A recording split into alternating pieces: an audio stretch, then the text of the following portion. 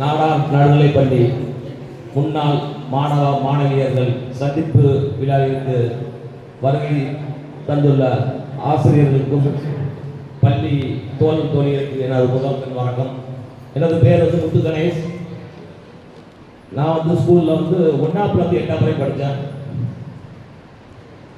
Fathima teacher நான் 6ஆவது படித்தேன். நல்லா யாரும் இருக்குது. அவங்க 5ஆவது 1ஆம் 2ஆம் டீச்சர் படித்தேன். அவங்க செல்வலட்சுமி டீச்சர்கிட்ட, முத்துலட்சுமி டீச்சர்கிட்ட. தலைமை ஆசிரியர் செல்விக்கா நான் 8th படிக்கிறப்போ எனக்கு ஏதோ செக்ஷன் ஒன்று எடுத்தாங்க. 8th டீச்சர் எனக்கு கனலட்சுமி டீச்சர். அதே மாதிரி பிடி சார் நம்ம சொல்கிற மாதிரி அப்போ எல்லாருமே, அதாவது டீச்சர்ஸ் எல்லாமே யங்ஸ்டர், சாரும் யங்ஸ்டர். அவர்கிட்ட நான் நிறைய தடவை அடியாகிறேன் கம்பெனியில். இப்பயும் சார் எங்காக இருக்காங்க. நான் 1985 93 வரைக்கும் 1ஆம் 8ஆம் வரை படித்தேன். அதற்கப்புறம் நாடார் மேல்நிலை பள்ளியில் 94 9th படித்தேன். அப்போ என்னோட இளமை கால ஆசையில் பார்த்தீங்கன்னா பள்ளி படிப்பை பாதியிலே நிப்பாட்டிட்டேன். ஒரு குட்டிக்காக மட்டும். அப்போ பார்த்தீங்கன்னா எனக்கு படிப்போட அருமை தெரியல. படிப்போட அருமை தெரியல இல்லை. அப்போ அந்த ஜாலியில் படிப்பை விட்டுட்டோம். அப்போ பார்த்தீங்கன்னா எல்லா டீச்சர்ஸுமே, அதாவது நாடார் நடுநிலைப்பள்ளி ஆசிரியர்கள் ரைட்டு, நாடார் மேல்நிலை ஆசிரியர்லாம் எனக்கு வீட்டு கடையில் கூப்பிட்டாங்க.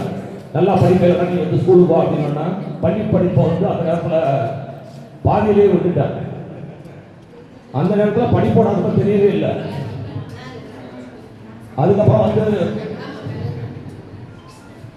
அதுக்கப்புறம் பார்த்தீங்கன்னா எங்கள் அப்பாவோட நண்பர் ஒருவர் கூட அவர் தீப்தி பிஸ்னஸ் பண்ணார். அவர் கூட நான் ஆனால் உலக நாடுகள் சுற்றுனது கிடையாது. இந்தியா ஃபுல்லாக சுற்றியிருக்கேன். டெல்லி, அதாவது கன்னியாகுமரி, காஷ்மீர் வரைக்கும் சுற்றியிருக்கேன். அப்போ பார்த்தீங்கன்னா ரயில் பயணத்தில் பெங்களூரை தாண்டி போய்கிட்டு இருக்கிறப்போ என்னோட அப்பாவோட நண்பர்கிட்ட நான் பேசிக்கிட்டு இருக்கேன். அப்போ ஏன்னா நம்ம படிப்பு இல்லை, படிப்பை பற்றி தெரியல அருமை. அந்த பெங்களூரை தாண்டிட்டோன்னு பார்த்தீங்கன்னா எல்லாருக்குமே தமிழ் தெரியுது, இங்கிலீஷ் தெரியுது, ஹிந்தி தான். அதாவது தமிழும் தெரியுது, இங்கிலீஷும் தெரியுது, ஹிந்தி தான் பேசுறாரு. அப்பதான் சிந்திச்சேன். பார்த்தீங்கன்னா நம்ம கிணத்து தவளையா இருந்துட்டு வாடா, அப்படி படிப்பு அந்த தேவையில்லை அப்படின்னு சொல்லி எங்க அப்பாவோட நண்பர் அழுதான் அவர்கிட்ட. இந்த மாதிரி நான் படிக்காம விட்டேன் சொல்லி படிப்போட அருமை தெரிஞ்சு நான் அழுதேன். ஆனால் இப்போ படிக்கணும்னு ஆசைப்படுறேன். நானும் மறுபடியும் ஒரு டெஸ்ட் படிச்சு நாளைக்கு போகணுன்னு ஆசை இருக்கு. ஆனால் எனக்கு நேரம் இல்லை. படிக்கிறேன்னு எனக்கு ஆசை இருக்கு, நேரம் இல்லை. அது மாதிரி என்னோட ஒரு சின்ன இது நான் 2014 இருந்து புரட்சி திலகம் கல்வி மற்றும் சமூக நல அறக்கட்டளைன்னு ஒரு சின்ன ஒரு அறக்கட்டளை வச்சிருக்கேன். அந்த அறக்கட்டளை நோக்கம் பார்த்தீங்கன்னா இப்போ உள்ள காலகட்டங்களில் ஆரம்ப கல்வியை பிள்ளைகள், அதாவது குழந்தைகள் குடும்ப வறுமை காரணமாக அப்பா அம்மா இல்லாத காரணத்தினால பார்த்தீங்கன்னா இப்போ உள்ள காலகட்டத்தில் ஆரம்ப கல்வியை தான் நிறைய பேர் நிப்பாட்டுறாங்க. அதாவது ஒரு 5ஆம் 6ஆம் பிள்ளை படிக்காம குடும்ப சூழ்நிலை காரணமாக படிப்பு நிப்பாட்டுறாங்க. இந்த அறக்கட்டளையோட நோக்கம் என்னன்னா ஆரம்ப கல்வியை பிள்ளைகளுக்கு கொண்டு போகணும். அதாவது ஒரு பையனோ பொண்ணோ இருக்காங்கன்னா அவங்களுக்கு ஆரம்ப கல்வி 1ஆம் இருந்து அவனை ஒரு 10ஆம் வரை நம்ம படிக்க வச்சிட்டோம் அப்படின்னா அவன் அதுக்கு அடுத்து உள்ள கல்வி இதை அவனாவே படிக்கிறத இது பண்ணிக்குவாங்க.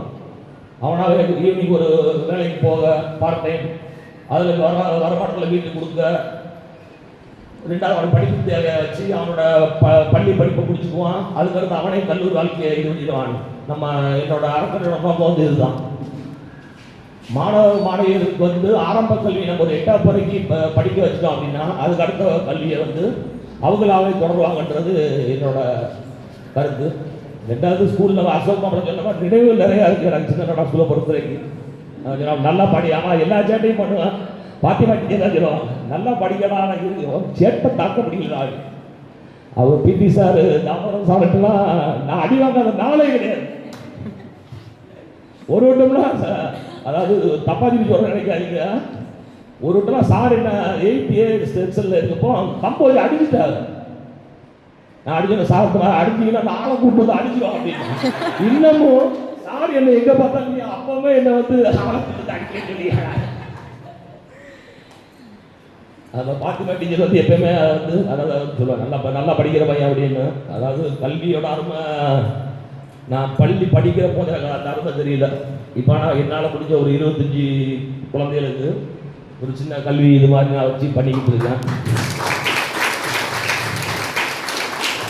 அதுதான் யாருக்கும் நீங்களும் தான் ஒரு பக்கத்தில் கஷ்டப்படுறவங்க பாருங்க, பணங்கள் நீங்கள் கொடுக்க வேண்டாம். அவன் ஒரு ஸ்கூலுக்கு போகிறான், ஒரு 10th படிக்கான், ஒரு அப்படின்ற பொண்ணு ஸ்கூல் ஃபீஸ் பாதி கட்டலாம். நீங்கள் அவனுக்கு நோட் புக் அந்த மாதிரி வாங்குங்க, அந்த மாதிரி இது பண்ணுங்க. பணம் கொடுக்க மாட்டேன் நானும்.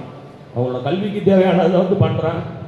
என்னோட அறக்கட்டையில் படித்து இன்னமும் நிறையா பேர் வந்து காலேஜ் படிப்பெல்லாம் முடிச்சு ஒரு 2-3 பொண்ணுலாம் வந்து கல்யாணம் முடிச்சு போயிட்டாங்க.